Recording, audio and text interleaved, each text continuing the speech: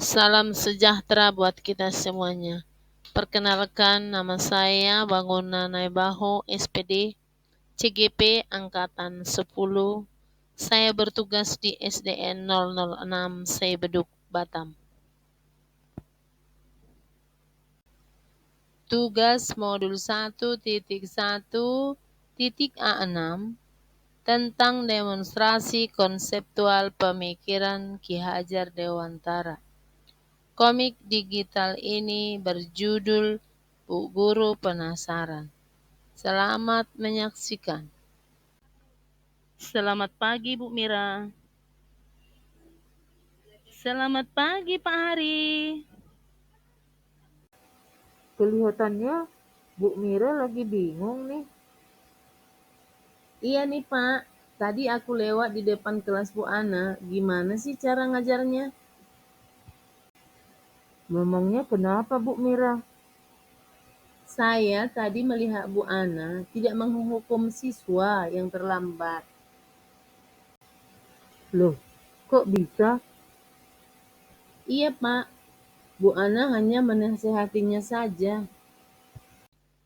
Biasanya, jika ada anak melanggar peraturan, pasti dapat hukuman, seperti berdiri di depan kelas, berlari mengelilingi lapangan. Sepertinya ada yang tidak beres ini sama Bu Ana. Ada Pak Hari sama Bu Mira. Lagi pada bicara apa nih? Begini Bu Ana, tadi Bu Mira penasaran sama Bu Ana. Kenapa tidak menghukum anak yang melanggar peraturan? Oh, itu masalahnya. Baiklah, saya akan jelaskan mengapa tidak menghukum anak yang terlambat datang. Padahal biasanya setiap anak yang melanggar peraturan dapat hukuman supaya anak tidak mengulanginya kan? Dulu waktu saya di SD, saya pernah terlambat datang ke sekolah. Lalu guru menghukum saya berdiri di depan kelas. Saya melihat semua teman-teman dan teman-teman melihat saya. Saya kan jadi malu. Lalu apa hubungannya dengan sekarang Bu Ana tak menghukum anak yang melanggar peraturan? Betul juga ya Bu Ana. Betul Pak Hari. Menurut KHD, pendidikan harus berpihak pada murid. Menurut saya, kata hukuman lebih baik diganti dengan konsekuensi. Jangan menghukum murid dengan hal yang tidak relevan dengan perbuatan yang dilakukan, karena hal itu akan memunculkan rasa dendam atau kebencian. Contoh, murid yang terlambat datang, konsekuensinya ketinggalan pelajaran. Jadi, dia tidak ikut istirahat untuk mengejar ketertinggalannya. Jadi, bagaimana hubungannya dengan pemikiran KHD? Saya masih bingung, Bu Ana. Maksudnya gini, Bu Mira. Hendaknya kita sebagai seorang pendidik harus menuntun murid kita dengan budi pekerti yang baik. Kalau dididik dengan kekerasan, maka dia menjadi seorang pembangkang. Saya setuju dengan Bu Ana. Mari kita terapkan sistem konsekuensi daripada harus memberikan hukuman yang tidak relevan. Hebat ya Bu Ana yang sudah membuka pemikiran kami yang berpikiran kolonial ini dan masih tetap aja menggunakan sistem teacher center. Luar biasa sekali ya pemikiran KHD, Bu Ana. Mulai sekarang saya tidak akan lagi menghukum anak yang datang terlambat. Datang terlambat ke sekolah. Saya berjanji akan mengajar sesuai hati agar budi pekertinya tumbuh dengan baik. Ayo Pak Hal dan Bu Mira, kita berusaha semaksimal mungkin untuk anak-anak kita. Siap dilaksanakan. Saya pamit dulu ya, soalnya saya mau masuk kelas, mau buat kesepakatan kelas dulu. Silahkan Pak Hal. Bu, boleh saya bertanya lagi ya Bu Ana?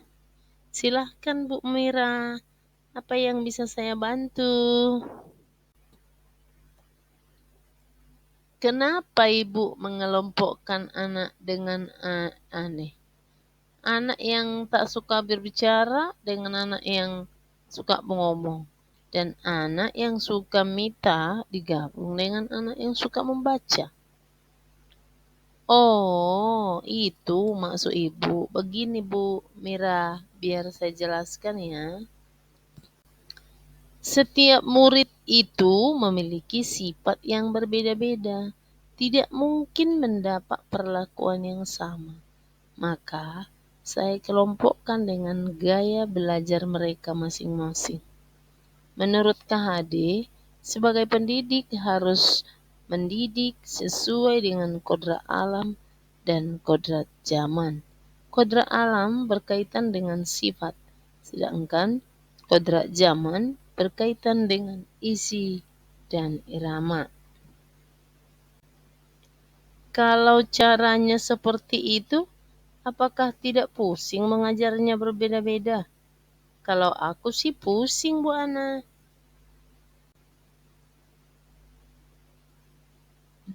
Bu, saya melaksanakan pembelajaran berdiferensiasi, yaitu yang berpihak pada murid. Saya mengelompokkan murid sesuai dengan gaya belajar anak agar bisa berekspresi sesuai dengan bakat dan potensi yang mereka miliki, sehingga mereka kelak belajar sesuai dengan kodrat alamnya. Oh, jadi gitu ya, Bu. Terima kasih, Bu Ana, sudah memberikan pencerahan tentang kodrat alam dan kodrat zaman.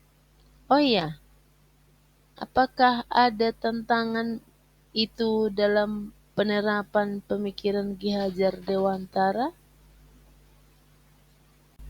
Tantangan yang saya hadapi adalah mendeteksi gaya belajar murid, karena murid belum bisa memahami potensinya. Dan kadang saya kerepotan dalam hal-hal penilaian dengan tugas-tugas mereka. Terus apa Ibu lakukan untuk mengatasinya, tantangan tersebut? Solusi apa yang Ibu lakukan? Saya hanya lebih bersabar dan berusaha menuntun murid sesuai dengan bakat dan potensinya. Meskipun tidak mudah, tapi saya yakin pasti bisa mengaplikasikan trilogi pendidikan Ki Hajar Dewantara. Waduh, apalagi istilah trilogi pendidikan KHD? Makin pusing aku, Bu Ana. Hehehe. Tenang Bu Mira, saya akan menjelaskan. Begini bunyinya. Ingarso sung tulodo artinya di depan guru sebagai teladan bagi muridnya.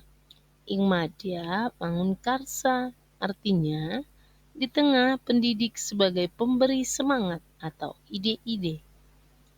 Tut uri handayani artinya di belakang pendidik sebagai pemberi motivasi atau dukungan.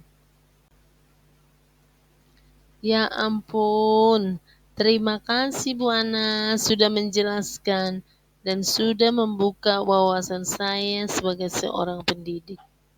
Sama-sama Bu Mira, mari kita menjadi guru yang berpikir dan berpihak pada murid untuk menebalkan karakter positif pada setiap anak, sehingga sekolah kita menjadi tempat bertumbuhnya yang unggul dan memiliki budi pekerti yang baik agar bisa mencapai keselamatan dan kebahagiaan yang setinggi-tingginya. Siap Bu Ana, terima kasih Bu Ana sudah berbagi ilmunya. Saya permisi dulu, mau masuk ke dalam kelas.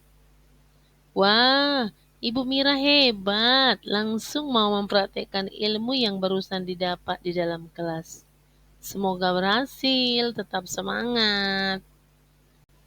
Demikian pemaparan saya tentang pemahaman filosofi Ki Hajar Dewantara, pendidikan yang berpihak kepada murid. Semoga bermanfaat. Terima kasih.